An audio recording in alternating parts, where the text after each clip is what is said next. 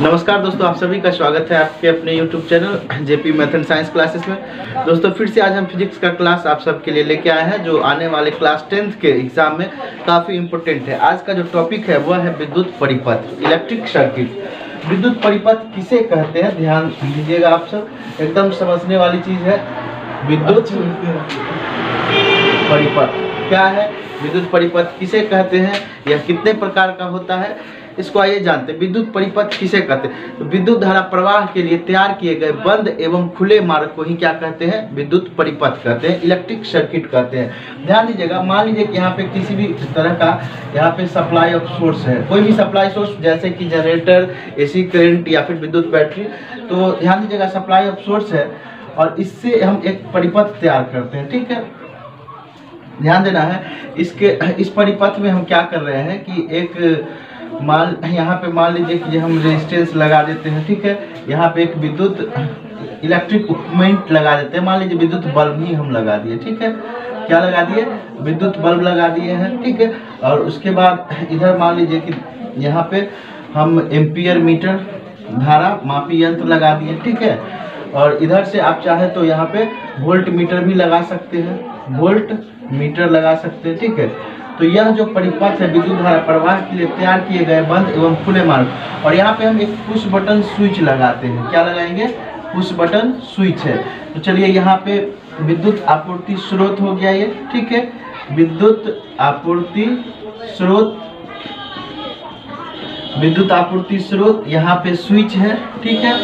और उसके बाद ये एम्पियर मीटर है, ये रेजिस्टेंस है, ये वोल्ट मीटर है और ये विद्युत बल्ब मान लीजिए, ठीक है। क्या है, बल्ब है।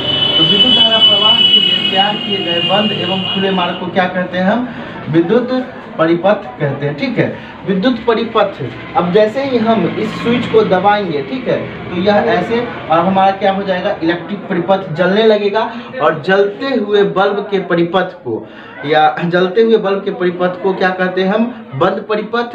अब बुझे बल्ब के परिपथ को क्या कहते हैं, खुला परिपथ, मतलब ओपन सर्किट और क्लोज सर्किट। विद्युत परिपथ मुख्यतः दो प्रकार का होता है, बंद परिपथ और खुला परिपथ। तो हम इसको डिफिनेशन में इस प्रकार से लिख सकते हैं, ध्यान दीजिएगा। विद्युत परिपथ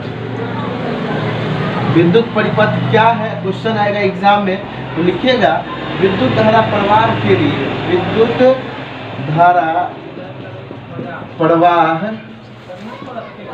के लिए तैयार किए गए बंद एवं खुले मार्ग को, बंद एवं खुले मार्ग को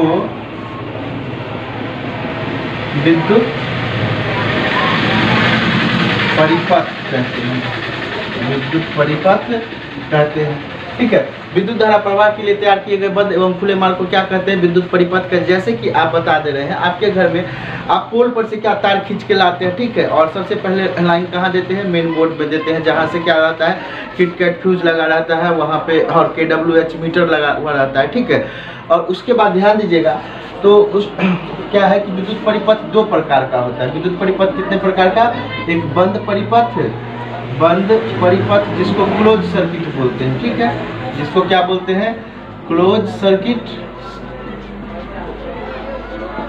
और एक होता है खुला परिपथ, ठीक है, खुला परिपथ, ओपन सर्किट। क्या हो जाएगा, ओपन सर्किट, ठीक है।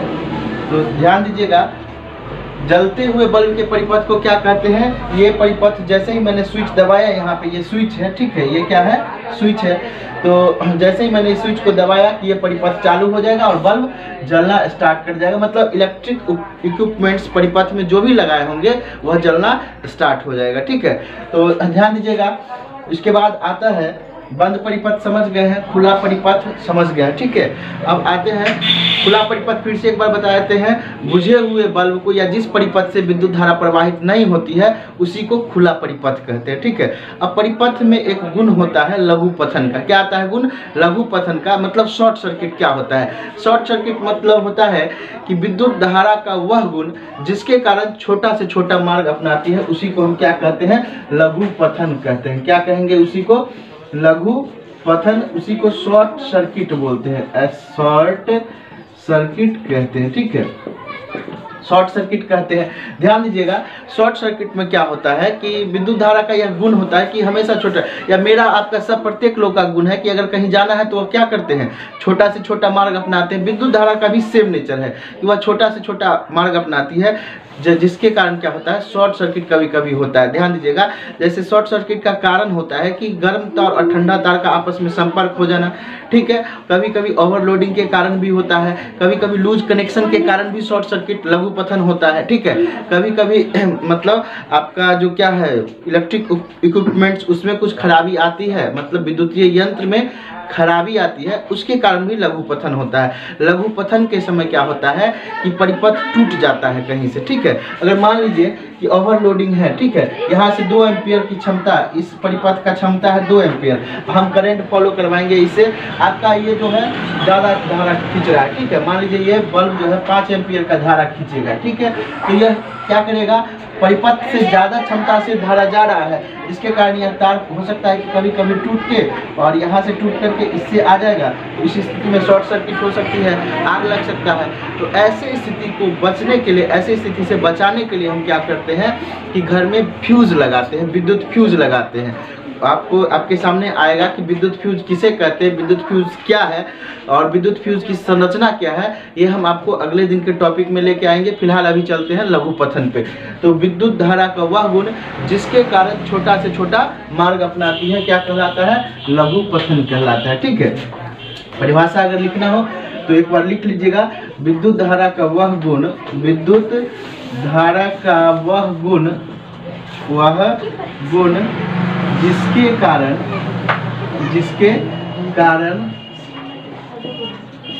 छोटा से छोटा मार्ग अपनाती है। विद्युत धारा का वह गुण जिसके कारण छोटा से छोटा मार्ग अपनाती है,